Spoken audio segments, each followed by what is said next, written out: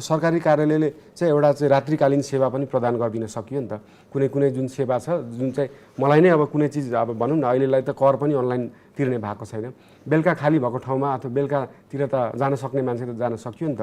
सबै कार्यालयहरूको टाइमिङ फरक पारियो भने सबै कार्यालयमा जुन प्रयोग हुने भेहिकलहरू छ, सवारी साधन छन्, तिनीहरूको पनि टाइमिङ चेन्ज हुँदै जान्छ। अनि त्यसले गर्दाखेरि जाम कम हुन्छ।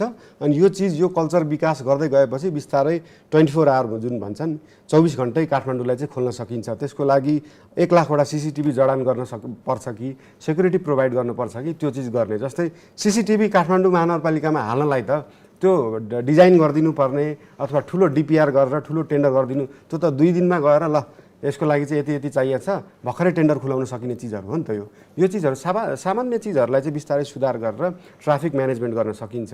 किनभने हामीलाई ट्रेनभन्दा अगाडि फ्लाइओभरहरू अन्डरपासहरू जहाँ सकिन्छ, सबै ठाउँमा सकिँदैन, जहाँ सकिन्छ त्योभन्दा अगाडि त हामीलाई ट्राफिक म्यानेजमेन्ट सिस्टम चाहिन्छ। गाडीहरूमा जिपिएस हुनु पर्यो।